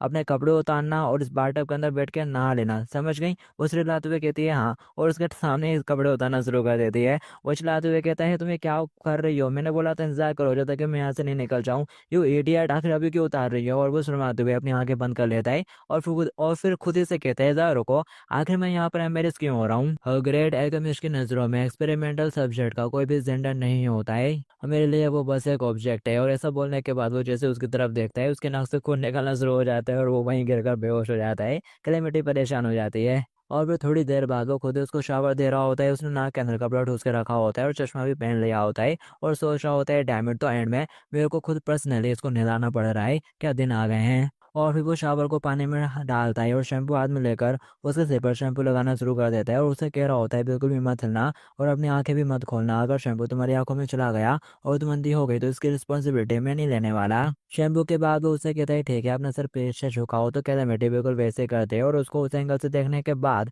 उसके दिल में कुछ कुछ होने लगता है और वो ये सोच रहा होता है, मुझे तो ये एडमिट करना ही पड़ेगा कि इसकी जो ये बायोलॉजिकल अपेरेंस है ये वाकई में काफी बेकाने वाली है। और फिर थोड़ी देर बाद उसने उसको नहला दिया होता है पूरा, वो शावर को जगह पर रख देता है और उसको टॉवल देते हुए कहता है, मैं तुम्हारे कोई मेड नहीं हूँ, इसलिए इससे खुद को पोंछ लो। और अपने नाक के कपड़े निकाल कर डस्टबिन में फेंक देता है और चश्मा भी उतार देता है और बोल रहा होता है, भले तुम एक डिजास्टर कर लो लेकिन फिर भी मैं तुम्हारी देखभाल नहीं करने वाला। और वो यहाँ से जाने लगता है, तभी उसका पाँव साउंड पर पड़ता है, वो फिसल जाता है और सीधा बाथटब में जा गिरता है और बोल रहा होता है, डैम इट, बहुत जोर से लग गई, सीरियसली मेरे को तो इसको सीधा स्टराइलाइजेशन रूम में ले जाना चाहिए था और एक हाई प्रेशर वाटर गन के साथ ब्लास्ट कर देना चाहिए था। और जो कैलामिटी है वो जिंदा भरी नजरों से उसकी तरफ देख रही होती है और उसको संभालने के लिए उसके पास आने लगती है कि तभी यहाँ पर दरवाजा खोलते हुए चूहा आ जाता है और कह रहा होता है, जरा देखो, जरा मेरे को रिवॉर्ड को अलर्ट मिल चुका है, अगर तुमको अभी भी फाइनल डिजास्टर के बारे में चिंता हो रही है कि वो तुम्हें ऊपर अटैक करेगी, तो तुम इसका इस्तेमाल कर सकते हो। कि तभी वो दोनों को उस पोजीशन में साथ में देख लेता है, तो वो फिर से दरवाजा बंद करके जाने लगता है और कह रहा होता है, लगता है कि चीजें अच्छी चल रही है, मैं तो खामा तुम्हारे लिए परेशान हो रहा था। वो चलाते हुए कहता है, इडियट, ऐसा बिल्कुल भी नहीं है जैसा तुम सोच रहे हो। वो दरवाजा बंद करके चला जाता है और वो थोड़ी देर बाद फिर से आता है और कह रहा होता है, लेकिन अगर तुम एक हाई रिस्क एक्सपेरिमेंटल सब्जेक्ट के साथ वो सब करने के बारे में सोच रहे हो तो बेटर होगा कि तुम फ्लूइड प्रोटेक्शन सूट पहन लो सेफ्टी के लिए। ये सुनते ही वो उसमें साबुन फेंक कर मारता है और कह रहा होता है, यहाँ से दफा हो जा। तो वो भी दरवाजा लगाने के बाद बाहर चला जाता है और सोच रहा होता है, ये वाकई में इम्प्रेसिव है। और भले ही उसकी एल्केमी की स्किल बहुत ज़्यादा ग्रेट क्यों ना हो, लेकिन अभी भी वो तो है तो बस एक लिटिल वर्ड है नहीं। और मास्टर, अब आप निश्चित हो सकते हो, यंग मास्टर के प्रेफरेंसेस एकदम परफेक्टली नॉर्मल हैं। और फिर नेक्स्ट दिन में जो हिसाब रहता है वो डिजास्टर करके बालों को पोंछ रहा होता है और कह रहा होता है सीरियसली। और एक और ड्रॉर खोलते हुए हेयर ड्रायर निकाल लेता है और उसको प्लग इन कर लेता है और उसके सिर के ऊपर पॉइंट कर चलाने वाला होता है कि तभी उसको देखकर जो डिजास्टर गर्ल है उसको गोलियों की याद आने लगती है और उस शॉट गन की जो कि उसे जनरल ब्रिटेन ने उसको ऊपर चलाई थी आखिरी बार। तो वो याद करने के बाद वो बहुत ज़्यादा घबरा जाती है। वो कह रहा होता है चलो मैं तुम्हारे लिए तुम्हारे बालों को सुखा देता हूँ कि तभी वो देखता है वो वहां से गायब हो चुके होते हैं। वो कहता है कहाँ चले गए तुम, कि तभी उसे वो नजर आ जाती है पर्दे के पीछे छुपी होती है वो कह रहा होता है बाकी इस लड़के के साथ क्या दिक्कत है। वो पर्दा खोल देता है और बोल रहा होता है अब खिलवाड़ करना बंद भी करो, क्या तुम जानते भी हो कि इस वक्त टाइम क्या हो रहा है। कि तभी वो देखता है वो लड़की डर के मारे कांप रही होती है। वो सोच रहा होता है आखिर उसको क्या हो गया, क्या ये किसी चीज से डर रही है। ये तो उसे ड्रैगन और इवल आयत से तक भी नहीं डरी थी, तो अब क्या हो गया इसे। और फिर तभी उसे याद आता है जरा रुको वो हेयर ड्रायर, क्योंकि जो हेयर ड्रायर का शेप और लुक है वो बिल्कुल हेड गन की तरह दिखता है। तो हो सकता है कि उससे उसको वो वाली मेमोरी याद आ गई हो जब वो ब्लडी जेंटलमैन ने उसको हंट करा था और गोली से मार दिया था। ऐसा लगता है कि उसके ब्रेन में अभी भी उसके पुरानी मेमोरीज और पर्सनैलिटी के कुछ टुकड़े बचे हुए हैं। सच में कितने परेशान करने वाले एक्सपेरिमेंटल सब्जेक्ट है ये। यहाँ पर वो डिजास्टर गर्ल डर के मारे कांप रही होती है, तो वो उसको आवाज देता है डिजास्टर गर्ल। वो सर उठाकर उसकी तरफ देखती है तो वो हेडर के साथ उसके सामने खड़ा होता है, जो देखने के बाद अब वो और ज्यादा डरना शुरू कर देती है। और फिर वो हेड डायर को चला देता है और वो हेड डायर हवा फेंकना शुरू कर देता है, आवाज कर रहा होता है। तो वो जरा से आंखें खोलकर ईसाओ की तरफ देखती है तो वो हेड डायर से खुद के बाली उड़ा रहा होता है और फिर साथ ही मुंह खोलकर बच्चों की तरह हरकतें करना शुरू कर देता है। और जो देखने के बाद जो जो डिजास्टर गर्ल है उसका डर चला जाता है और वो खुश हो जाती है। और फिर नेक्स्ट दिन में वो खुद ही उस हेड डायर को पकड़े हुए रहती है और बन चालू करके खेल रही होती है। और साथ ही वही वाली हरकतें करती है, हेड डायर चला दिया और खुद के बालों को सुखा रही है और मुंह में भी मार रही है। और इसी तरह से 20 मिनट निकल जाते हैं और वो ये कर रही होती है बार बार लगातार। तो अब ये देखकर जो हिसाब है वो परेशान हो जाता है और उससे वो चीज छीन लेता है और बोल रहा होता है मेरे तुमको बनाने के लिए वो एफर्ट कराता है, इसलिए नहीं कि तुम देर रात तक बस हेड डायर के साथ खेलते ही रहो। और वो उसको पकड़ लेती है और हेड डायर के लिए रिक्वेस्ट कर रही होती है। वो कहता है अच्छा क्यूट तरीके से ऐड कर रही हो, लेकिन ये सब कुछ मेरे सामने काम नहीं करने वाला। वो हेड डायर को ड्रॉर के अंदर रख देता है और ऊपर से चाबी लगाकर लॉक भी कर देता है और उसे कह रहा होता है जरा अच्छे से पेश आओ। अगर तुम अच्छे से पेश आते हो तो फिर मैं तुम्हें बाद में उसके साथ खेलने दूंगा, लेकिन अभी के लिए तुम जाओ फटाक से सोने के लिए। अब ये सुनते ही वो थोड़ी उदास हो जाती है। और फिर नेक्स्ट दिन में ये लोग साहु के रूम में होते हैं। जो साहु रहता है वो अपना सर पकड़ लेता है और सोच रहा होता है रियल प्रॉब्लम तो अभी स्टार्ट हुई है। आखिर में इस डिजास्टर लड़की को आज कहाँ पर सुलाऊंगा। पहली बात ऐसा बिल्कुल भी नहीं होगा कि ये मेरे बिस्तर पर सोएगी, एब्सोल्युटली नॉट। जो मेरा बिस्तर है वो एक्सपेरिमेंटल सब्जेक्ट के लिए बिल्कुल भी नहीं है और ये मेरा अनब्रेकेबल रूल है एक एल्केमिस्ट के तौर पर। कि तभी वो आके खुलकर देखता है वो डिजास्टर गर्ल तो भगते हुए जाती है और उसके बिस्तर पर आराम से सो जाती है। वो उसको पकड़ते हुए उठाता है और चिल्ला रहा होता है तुमने मेरा रूल एक ही झटके में तोड़ दिया यू इडियट, किसने कहा कि तुम मेरे बिस्तर पर सो सकती हो। और वो उसको हटा देता है बिस्तर से और खुद बैठ जाता है और सोच रहा होता है क्या करूँ अब मैं। और वो उससे कहता है सुनो मेरी बात ध्यान से, तुम एक एक्सपेरिमेंटल सब्जेक्ट हो इसलिए तुम मेरे बिस्तर पर बिल्कुल भी नहीं सो सकती। बात समझ में आई।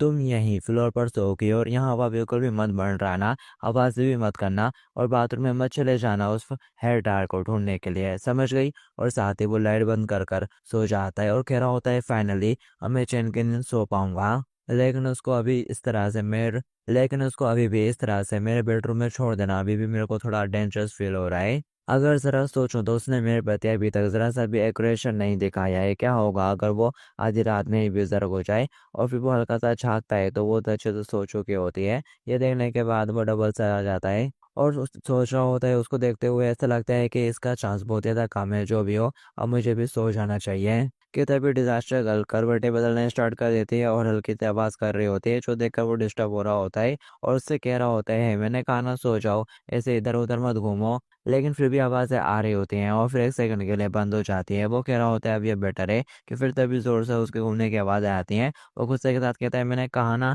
आधी रात में इस तरह से एक्ट मत करो। कि तभी वो उसकी तरफ देखता है, वो कांप रही होती है, उसे ठंडी लग रही है लेकिन उसकी शक्ल से लग रहा था जैसे कि वो कोई बुरा सपना देख रही है। वो उसको देखता है और फिर इसके बाद हमें शुए का सीन दिखाया जाता है, जो कि मस्त आराम से अपनी शीज रूम में सो चुका होता है लड़कियों की मैगजीन देखते देखते। वो आता है और उस मैगजीन को उठा के देखता है और कह रहा होता है छी कितना डिस्गस्टिंग है। और वो उसे कहता है छुए जल्दी से उठ। तो वो भी अपना मुंह खुजा के करवट पर दल के सो जाता है। ये देखकर वो कह रहा होता है जरा देखो तो इस स्लीपिंग माउस को, इसने ट्रबल के साथ मेरे को छोड़ दिया और यहाँ पर कितने सुकून के साथ रह रहा है। और फिर साथ ही वो मुस्कुराना शुरू कर देता है जैसे उसके दिमाग में कोई इवल आइडिया आया है। और फिर थोड़ी देर बाद वो एक कीड़े को उसके नाक के ऊपर रखता है और ऊपर से कुछ पाउडर माउडर डाल देता है, जिससे एक बेहद ही गंदी बदबू निकलती है। वो कहता है, छी ये क्या है, और उठते से उल्टियाँ करना शुरू कर देता है और ईसाऊ के ऊपर चिल्लाना शुरू कर देता है और बोल रहा होता है, आखिर तेरी प्रॉब्लम क्या है। ईसाऊ कहता है, तुम ही वो थे जिसने मेरे को उस डिजास्टर गर्ल के साथ डंप कर दिया था पहली बात। और वो कहता है, तो क्या इसी बात के लिए तुम आधी रात में मेरे कमरे में घुस कर मेरे ऊपर बग छोड़ रहे हो।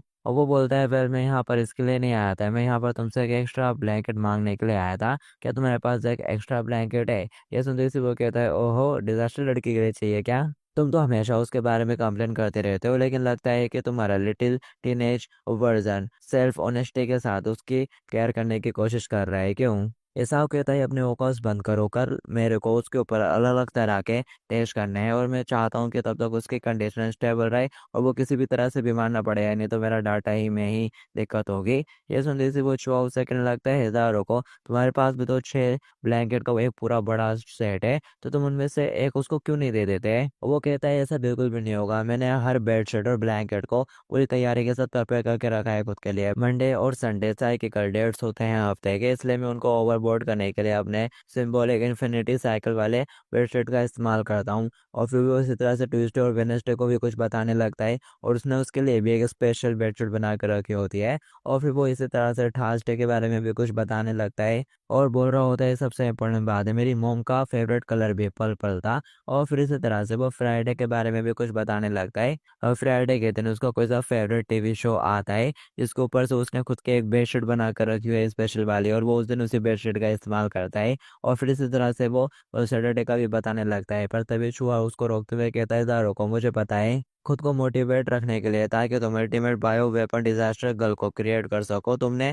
अपने ब्लैंकेट के ऊपर ही उसका प्रिंटेड छुड़वा के रख लिया है और तुम उसका यूज करते हो। वो कहता है, एग्जैक्टली तो इसका मतलब ये हुआ कि मेरे पास उसको देने के लिए एक भी ब्लैंकेट नहीं है। चूहा कहता है, तू तो एक नंबर का पागल है यार, और अपने बिस्तर पर लेट जाता है और कह रहा होता है, वैसे जरा सोचो तो क्या वो खुद ही डिजास्टर गर्ल नहीं है। तो अगर ऐसे में डिजास्टर गर्ल खुद का ही डिजाइन का ब्लैंकेट यूज करेगी तो क्या प्रॉब्लम होगी। अब ये सुनते से उसके पास जवाब देने के लिए कुछ बचता ही नहीं है। फिर साथ ही वो चलाते हुए कहता है, अगर टेक्निकली कहा जाए तो अभी तक उसने मेरे सारे टेस्ट को पास नहीं करा है, इसलिए मैं उसे ऑफिशियली तौर पर डिजास्टर गर्ल नहीं बताऊंगा। अभी वो बिल्कुल भी क्वालिफाई नहीं हुई है। चूहा उसे कहता है, तुम उसको जो चाहे वो बुलाओ, लेकिन मेरे पास बस एक ही ब्लैंकेट है और मैं ये तुमको नहीं देने वाला। तो अब यहीं पर ये डिस्कशन एंड हो जाती है। अब ये सुनने के बाद ऐसा ऊपर बढ़ा रहा होता है, तो बस एक चूहा है, तो तेरे को एक ब्लैंकेट की भी क्या जरूरत है। और फिर साथ ही उसे ना चाहते हुए भी अपने लॉकर रूम के पास आना पड़ता है। और फिर वो एक लंबा सांस लेता है और सैटरडे वाला लॉकर खोलने लगता है। और फिर नेक्स्ट दिन में वो उसके लिए बेडशीट बिछा रहा होता है और बोल रहा होता है, इसे ब्लैंकेट को मेरे मास्टर ने गिफ्ट करा था, इसलिए तुम इसको अच्छे से ट्रीट करना है, इसके ऊपर लौकना मुड़कना तो बिल्कुल भी नहीं, समझ गई। और फिर नेक्स्ट दिन में वो सो जाती है उस ब्लैंकेट के साथ और वो अपने बिस्तर पर होता है और कह रहा होता है, सेफ फील करने के लिए मैं कल उसके गले में यहाँ से एंटीडियोट कॉलर फिट कर दूंगा। अब जो भी हो, मेरा ब्रेन कम्प्लीटली थक चुका है। और फिर उसकी नींद लग जाती है और फिर आधी रात में जो डिजास्टर गर्ल रहती है वो जमीन से उठ जाती है और उसके बिस्तर के पास खड़े होकर उसको ही घूर रही होती है। और फिर इसी के साथ टाइम गुजर जाता है और सुबह के 8 बज जाते हैं। यहाँ पर एक कौवा रहता है जिसने एक घड़ी को पकड़ा हुआ रहता है, वो अपने मुंह से उस घड़ी को छोड़ देता है, तो वो नीचे के स्केलेटन में जाकर फंस जाती है। और फिर साथ ही वो कौवा जोर जोर से चिल्लाना शुरू कर देता है, इस सेंचुरी के ग्रेटेस्ट एल्केमिस्ट इस आओ, जाग जाओ, उठने का टाइम हो गया है। और वो इसी बात को बार बार रिपीट करे जा रहा होता है चिल्ला चिल्ला कर। तो असाओ की नींद खुल जाती है। वो कह रहा होता है, डैम इट, लगता है कि लास्ट नाइट में अलार्म को ऑफ करना भूल ही गया और ये सारी उस लड़की की गलती है, उसी की वजह से मैं आज रात अच्छे से 8 घंटे की नींद भी नहीं ले पाया। और फिर तभी वो देखता है बिस्तर पर किसी का हाथ होता है और उसके कान में थोड़ी सी हवा जा रही होती है गरम गरम, तो एकदम से कब सा जाता है और कह रहा होता है, ये गरम ब्रीथ क्या ये वो हो सकती है। और फिर तभी वो उसको देखकर चौंक जाता है और सोच रहा होता है, व्हाट द हेल, आखिर ये मेरे बेड पे कब आ गई। और फिर तभी वो उसकी शक्ल की तरफ देखता है और नोटिस करता है कि किस तरह से वो बच्चों की तरह उसे चिपक कर सो रही है। ये देखने के बाद वो सोच रहा होता है, इसको इस तरह से देखकर ऐसा बिल्कुल भी नहीं लगता है कि यह डिजास्टर गर्ल है। कि तभी यहाँ पर दरवाजा खोलते हुए चूहा आ जाता है और कह रहा होता है, ऐसा हो तो बताओ लास्ट नाइट तुम्हारी नींद कैसी रही। अरे वो डिजास्टर लड़की कहाँ पर चली गई। ऐसा वो कहता है, मुझे क्या पता, उसने बिस्तर के अंदर उसको अच्छे से छुपा लिया होता है। चूहा चिल्लाते हुए कहता है, क्या तुम नहीं जानते, क्या तुम मेरे साथ मजाक कर रहे हो। अगर वो गलती से भी हाई रिस्क एक्सपेरिमेंटल जोन में या फिर एक्सपेरिमेंटल जोन में घुस गई तो एक बहुत ही बड़ा डिजास्टर हो जाएगा, जल्दी से सर्विलेंस कैमरा को चेक करो। वो कह रहा होता है, क्या तुम मॉनिटरिंग रूम के हेड नहीं हो, तुम्हारा काम है ये सुनते से वो कहने लगता है, फाइन मैं जा रहा हूँ चेक करने के लिए। कि तभी उसकी नजर बिस्तर पर पड़ती है। वो कांप रहा होता है तो वो चिल्लाते हुए कहता है, तुम्हारा तुम्हारा ब्लैंकेट तो मूव कर रहा है। ऐसा वो कहता है कि तुम्हारी आंखें खराब हो गई हैं, आखिर एक ब्लैंकेट कैसे मूव कर सकता है। कि तभी रजाई से डिजास्टर का निकल आती है। उसने एकदम से उसके मुंह पे रजाई डाल दी थी, जिसकी वजह से उसकी सांसें ही बंद हो गई थी। तो वो निकलते से जोर जोर से हाँफना शुरू कर देती है। और यहाँ पर ऐसा उसको एक्सप्लेन करने लगता है कि मैं तो अच्छे से सो रहा था, ये आधी रात में मेरे बिस्तर में घुस गई थी। शुआ उसे कहता है काम होना, अपन दोनों का रिलेशनशिप इतना बुरा भी नहीं है भाई, जैसे यहाँ पर लोग। तो आके तुम ये बात मेरे से क्यों छुपा रहे हो। मैं समझ सकता हूँ कि तुम अभी एक टीनेजर हो जो कि अपनी प्रॉपर्टी से गुजर रहा है। तो मैं तुम्हारी नीड को टोटली अंडरस्टैंड करता हूँ। और मैं तुम्हारा इसके ऊपर से मजाक नहीं उड़ाऊंगा यार। इनफैक्ट मैं तो तेरे लिए खुश हूँ। फाइनली हमारा लिटिल लिसाओ बड़ा हो गया कि तभी वो उसके मुंह के ऊपर स्प्रे मार देता है। वो नीचे मचलना शुरू कर देता है और कह रहा होता है उसे, यू बास्टर्ड, क्या इस चीज को तुमने सिटी के हीरो से निपटने के लिए डेवलप नहीं करा था, मेरे ऊपर क्यों छोड़ा, डैम इट। ऐसा वो खड़े होकर खुद को एक्सप्लेन करने लगता है, सीरियसली मैं तुमको बता चुका हूँ कि वो लास्ट नाइट खुद ही चलकर मेरे बिस्तर पर आ गई थी, इसलिए ये बकवास करना बंद करो। और अब तैयार हो जाओ, अब लोग डिजास्टर गर्ल का फिर टेस्टिंग स्टार्ट करेंगे। और फिर इसके बाद अपन को experimental testing zone based physical data collection room का सीन दिखाया जाता है, जहाँ पर शुभा उसकी हाइट नाप रहा होता है और उससे कह रहा होता है इस तरह से ऊपर की तरफ मत उठाओ, इससे मिनिचर मेड में गड़बड़ हो सकती है। ये पहला टेस्ट होता है इनका, जहाँ पर ये इसका हाइट मैनेजमेंट कर रहे हैं। शुभा उसकी हाइट देखता है और कह रहा होता है ये 171 सेंटीमीटर है। वो कहता है ठीक है, मैंने नोट कर लिया। तभी शुभा कहता है बाय द वे, जो डिजास्टर गर्ल है वो तुमसे पूरी 11 सेंटीमीटर बड़ी है, इसलिए अगर तुम उसे किस करना चाहते हो तो फिर तुमको अपने टोस के ऊपर खड़ा होना होगा। वो चिल्लाते हुए कहता है इडियट, मैं अभी भी बड़ा हो रहा हूँ, और आखिर तेरे से किसने कह दिया कि मैं उसको किस करना चाहता हूँ। और फिर दूसरे टेस्ट में वो लोग उसका वजन नाप रहे होते हैं। चूहा कहता है इसका वजन तो 64 किलोग्राम है। ऐसा वो कह रहा होता है अरे ये तो बहुत हल्का है, दा रुको, ऐसा तो बिल्कुल ही नहीं हो सकता। और फिर साथ ही वो यहाँ पर उन सारे पार्ट्स के बारे में बात करना शुरू कर देता है जो कि उसने इसके अंदर फिट कर रहे हैं, और बोल रहा होता है जो एंजल का हाथ है उसका वजन 64 किलोग्राम है, और अगर मैं बाकी चीजों का भी वजन ऐड करूँ तो इसका वेट कम से कम 800 किलोग्राम तो होना चाहिए था। और फिर अगले सीन में चूहा कहने लगता है अब आता है most critical part, chest measurement. और वो उसके चेस्ट को मेजर कर लेता है और उससे कह रहा होता है वाह ये तो परफेक्ट 36D है। और वो चलाते हुए कहता है इडियट, इररिलेवेंट डाटा का मेजर करना बंद करो, इसकी कोई ज़रूरत नहीं है। और फिर अगले सीन में वो उससे कह रहा होता है ठीक है अब तुम्हारा लंग कैपेसिटी टेस्ट करेंगे, तुमको एक लंबी सांस लेनी है और बिल्कुल वैसा करना है जैसा कि मैं कर रहा हूँ। और वह साथ ही वो उसको एक गहरी सांस लेते हुए दिखाता है और कह रहा होता है फिर उसके बाद पूरे स्ट्रेंथ के साथ इस ट्यूब में फूकना है। और फिर वो उस ट्यूब के अंदर फूकता है जिससे कि वो लेवल थोड़ा सा अप हो जाता है, मतलब कि मीटर उठ जाता है, जो देखकर वो एक्साइटेड हो जाती है। और वो उसको ट्यूब देते हुए कहता है ठीक है अब तुम्हारी बारी है। और वो एक गहरा सांस लेना शुरू कर देती है। वो कहता है डेट्स राइट। और फिर तभी वो रुकी जाती है। वो कह रहा होता है यार कि तुम किस चीज़ का इंतजार कर रहे हो, जल्दी से यूट्यूब के अंदर ब्लो करो। कि तभी वो उसको पकड़ लेती है। ऐसा घबराते हुए कहता है यार कि तुम ये क्या कर रही हो। बेवकूफ़, मेरे मुंह के अंदर ब्लो नहीं करना है। लेकिन वो उसकी नहीं सुनती, वो तो उसके मुंह के अंदर ही ब्लो करती है। और फिर साथ ही उसको लेकर टेबल पे गिर जाती है। और फिर इसी मूवमेंट पर चूहा भी अंदर आ जाता है और कह रहा होता है तो क्या हाल है तुम्हारा, लंग कैपेसिटी टेस्ट हो गया। कि तभी वो सामने का नज़ारा देखता है। ऐसा चिल्ला रहा होता है गंदे चूहे मेरी हेल्प कर। वो कह रहा होता है अब तो मेरे को इन सिनों की आदत सी हो गई है। और उसके मुंह में ब्लो करने के बाद जो डिजास्टर गर्ल है वो खड़ी हो जाती है और खुश होते हुए मीटर की तरफ देखती है। लेकिन जैसे वो मीटर की तरफ देखती है वो उदास हो जाती है, मीटर जरा सा उठे नहीं होता और उठेगा भी कैसे। और फिर नेक्स्ट सीन में दिखाया जाता है जो अपना ऐसा हुए वो गार्गल कर रहा होता है पानी से गुल्ला, और साइड में चूहा खड़ा खड़ा हंस रहा होता है और कह रहा होता है कसम से मेरी तो हंसी नहीं रुक रही है यार, तुमको तुम्हारे खुद का ही एक्सपेरिमेंट ने किस कर दिया, तुम पहले पर सिलेक्ट फैमिली मेंबर हो गए जिसके साथ ऐसा हुआ है। और फिर साथ ही वो उससे कहने लगता है वैसे बताओ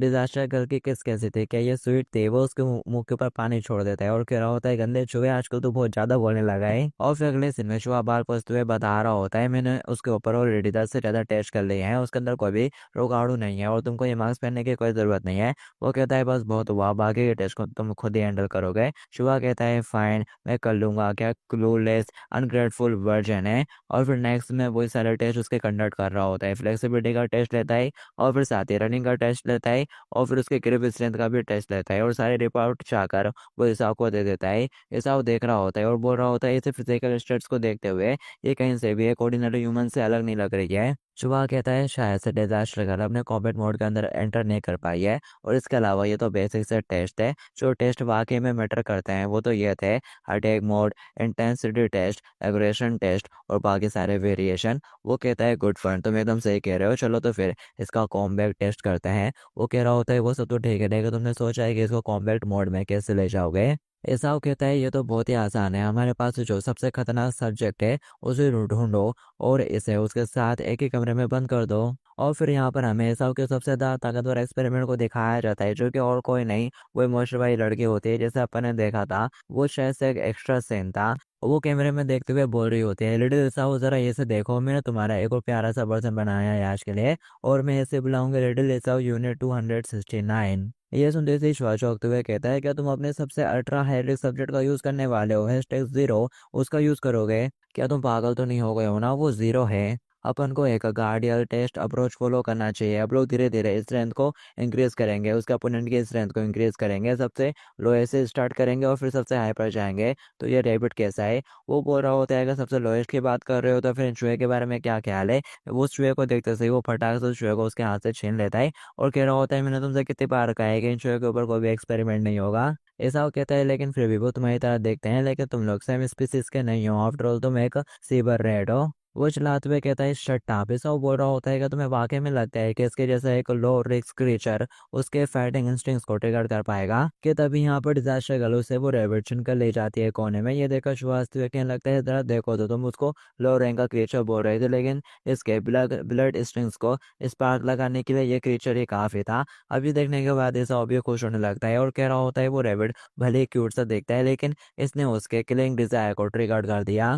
तो तब मैं इसको भीड़ में ले जाऊंगा, फिर ये क्या करेगी, ये सोच कर ही मैं बहुत ज्यादा एक्साइटेड हो रहा हूँ। हालांकि यहाँ पर जो डिजास्टर कर रही है ना, वो तो रेबिट के साथ खेल रही होती है ना कि उसे मार रही होती है। अभी देखने के बाद वो दोनों ही बहुत ज्यादा डिसअपॉइंट हो जाते हैं और ऐसा होता इतना गुस्सा होता है कि वो अपने पास से एक म्यूटेशन का इंजेक्शन लगा के रेबिट को ठूस देता है। चूहा पूछता है, तुमने खरगोश के अंदर भी क्या इंजेक्ट करा? और वो उसे बताता है, ये फ्रेज एवोल्यूशन का अपग्रेडेड वर्जन है, मैंने इसकी म्यूटेशन स्पीड को 29 टाइम्स इंक्रीज कर दिया है। और फिर तभी हमें रेबिट को दिखाया जाता है, जो कि अब अचानक से खूंखार होने लगता है और शायद उसको बढ़ते ही चला जा रहा होता है, बढ़ते ही चला जा रहा होता है, और देखते ही देखते वो काफी बड़ा और खूंखार से दिखने लगता है। ये देखकर ऐसा हंसना शुरू कर देता है और कह रहा होता है, और फाइनल डिजास्टर के कॉम्बैट इंस्टेंस को अवेयर करने के लिए अपोनेंट कम से कम इस लेवल का तो होना ही चाहिए। चलो, इसका टेम्परेरी नाम सुपर सेविश रैबिट बीस्ट नंबर 1 होगा। वो रैबिट बिना से धुआं निकाल कर आपस में पंच टकरा कर खोकर वाइफ दे रहा होता है और ये देख कर सब एक्साइटेड होने लगता है, कह रहा होता है, come on fight fight fight. और रेड सोच रहा होता है, ये एल्केमी ऑब्जेस्ट इडियट वाकई में नहीं जानता कि मेरे से कैसे दिखाते हैं वो। और रैबिट अपने पंच के साथ डिजास्टर गर्ल के ऊपर अटैक करने लगता है। हे, क्यों ना आप लोग एक बेट लगाए? वो बोलता है, कैसे बेट? वो बोलता है, इस बात को ऊपर बेट लगाते हैं, डिजास्टर गर्ल या तो उस पंच से बचेगी या तो उसे अपने सिर के ऊपर लेगी, और जो भी हार जाएगा उसे इस हफ्ते बेस को क्लीन करना होगा। ऐसा वो कहता है, चलो डील रही। यहाँ पर चूहा बोलता है वो डॉज करेगी, ऐसा वो कहता है वो खुद पर ले लेगी उस पंच को। और फिर थोड़ी देर बाद दिखाया जाता है, रैबिट उसको पंच मारता है। उसका पंच इतना पावरफुल रहता है कि ग्राउंड तक भी टूट जाता है, जो देखकर वो दोनों ही एक सेकंड के लिए घबरा जाते हैं। और फिर साथ ही रैबिट कंफ्यूज हो जाता है और वो दोनों भी कहने लगते हैं, वेट, आखिर वो कहाँ चली गई? और फिर तभी उसके हाथ में कुछ एहसास होता है उसको, जैसे कि उसके बालों के अंदर कोई चीज ट्रेवल कर रही है। और फिर तभी डिजास्टर गर्ल उसके बालों से निकलती है और उसको जोर की छप्पी देते हुए नीचे गिरा लेती है और उससे लिपट जाती है। अब ये देखकर रैबिट भी बेचारा शर्माना शुरू कर देता है और कुछ नहीं कर पाता, और छुआ भी अपना सर पकड़ लेता है। ये लड़के इसके अंदर तो वाकई में जीरो डिजायर फाइटिंग है। तो अब यहाँ पर जो हिसाब है वो लिफ्ट के जरिए सबसे नीचे जाने लगता है। Ultra high risk restriction zone में दरवाजा खुलता है। चूहा कह रहा होता है, लेकिन ऐसा भी हो सकता है कि इसके कॉम्बैट इंस्टिंक्ट अभी अच्छे से डेवलप नहीं हुए हों, इसको डेवलप होने के लिए और ज़्यादा टाइम हो चाहिए हो शायद। और अगर ऐसे में तुम उसको अल्ट्रा हाई रिस्क सब्जेक्ट के सामने फेंक दोगे तो ये तो मारी जाएगी यार, फिर क्या करेंगे अपन? ऐसा वो कहता है, अगर वो मर जाती है तो ये बस साबित हो जाएगी कि वो बस एक फेलियर है, और फेलियर नेक्स्ट एक्सपेरिमेंट के सक्सेस रेट को बढ़ाने के अलावा कोई भी वैल्यू नहीं रखते हैं। और फिर वो लोग एक बहुत बड़े चैम्बर के पास पहुंच जाते हैं। ऐसा कह रहा होता है, ये रहा वो कंटेनर चैम्बर जिसके अंदर हमारी अल्ट्रा हाई रिस्क सब्जेक्ट #0 मौजूद है। और फिर वो अपने चेहरे का मास्क पहन लेता है और चूहा भी अपने चेहरे पर मास्क पहन लेता है और उसे कह रहा होता है, ऑनेस्टली ऐसा हुआ अभी भी बहुत ज्यादा देर नहीं हुई है पीछे हटने के लिए। हमने अपना बेस्ट मटेरियल इस डिजास्टर गर्ल में इन्वेस्ट करा है, अगर इसके साथ कुछ भी गलत होता है तो हम अपना सब कुछ खो देंगे। तुम भी जानते हो और मैं भी जानता हूँ, #0 की पर्सनैलिटी ऐसी है कि वो डिजास्टर गर्ल को देखते से मारने के लिए तैयार हो जाएगी। ऐसा वो कहता है, मैं चाहता हूँ कि वो किलकिले जाए, मौत की गंध का स्वाद ले बिना वो कभी भी ट्रू फाइनल डिजास्टर में नहीं बदल पाएगी। और वैसे भी हम बहुत बार नाकामयाब हो चुके हैं और ये बस बहुत हो गया। तो उसको थोड़ा उदास देखकर जो डिजास्टर गर्ल है वो उसके सिर के ऊपर हाथ फेरना शुरू कर देती है थोड़े प्यार से, लेकिन वो उसके हाथ को पकड़ लेता है और कह रहा होता है, यह एक्सपेरिमेंट सब्जेक्ट अपने क्रिएटर के सिर के ऊपर इस तरह से हाथ फेरने का ध्यान से सुनो, अगर तुम हैशटैग जीरो से लड़ने के लिए अपनी पूरी पावर का इस्तेमाल नहीं करोगे तो तुम उसके हाथों से मारी जाओगी। और तुमको बस सिर्फ एक ही पर्पस के लिए बनाया गया था कि तुम सबसे बेस्ट बायोलॉजिकल हथियार बनोगे जो मुझे दुनिया पर विजय पाने में मदद करेगा। चूहा कहता है इतनी खूबसूरत लड़की और उसे लड़ाई के लिए इस्तेमाल करना कितना बेकार है। इसके बचे वो ऑर्गेनाइजेशन के लिए एक बहुत ही बढ़िया मैस्कॉट बन सकती है। इसाओ चलाते हुए कहता है शट अप। और फिर हैशटैग जीरो का सीन दिखाया जाता है जो कि गुनगुना रही होती है और बोल रही होती है वन लिटिल ईसाओ, टू लिटिल ईसाओ। और हम देख पाते हैं उसने ईसाओ के बहुत सारे छोटे छोटे पपेट बनाकर, पुतले बनाकर पूरे अपने पिंजे में लगाए रखे होते हैं और इसका नाम लूसी है। और फिर तभी यहाँ पर ईसाओ उसे लूसी के कर आवाज देता है तो वो पीछे मुड़कर देखती है और देखती है कि ईसाओ उससे खुद मिलने के लिए आया है। तो वो फटाक से पिंजे के पास आ जाती है और कह रही होती है लिटिल ईसाओ, पूरे 1300 दिन से भी ज्यादा हो चुके हैं लास्ट टाइम जब मैंने तुमको देखा था, और ऐसा लगता है कि फाइनली अब तुम और ज्यादा रेजिस्ट नहीं कर पाए और मेरे से मिलने के लिए आ ही गए। हिसाओ कहता है हैशटैग जीरो, मैं तुमको यहाँ पर ये बताने के लिए आया हूँ कि मैंने ऑलरेडी फाइनल डिजास्टर को क्रिएट कर लिया है। अब तुम मेरी सबसे ज्यादा स्ट्रॉन्गेस्ट एक्सपेरिमेंट सब्जेक्ट नहीं रही। अब ये सुनते ही जो लूसी है वो बहुत ज्यादा वायलेंट हो जाती है और चिल्लाना शुरू कर देती है ये एकदम इम्पॉसिबल है, मैं लूसी ही तुम्हारी सबसे ज्यादा स्ट्रॉन्गेस्ट एक्सपेरिमेंट सब्जेक्ट हूँ। और बस गाइस इस वीडियो के लिए इतना ही। अगर आप लोगों को ये मानवा अच्छी लगी और अगर आप लोग चाहते हो कि मैं इसका आगे का चैप्टर भी एक्सप्लेन करूं तो नीचे कमेंट में बताओ। जितने ज़्यादा कमेंट होंगे, जितने ज़्यादा लाइक होंगे, उतने ही ज़्यादा चांस होगा कि मैं नेक्स्ट पार्ट लाऊंगा। लेकिन फिर भी मैं आपको एक टारगेट दे ही देता हूँ, 1K लाइक करा दो और 100 कमेंट कर दो तो फिर तो पक्का डेफिनेटली मैं आपके लिए नेक्स्ट पार्ट बना ही दूंगा। अब मैं मिलूंगा फिर किसी न्यू सीरीज़ में या फिर क्या पता इसी के नेक्स्ट पार्ट में, पर जब तक के लिए टू बी कंटिन्यूड।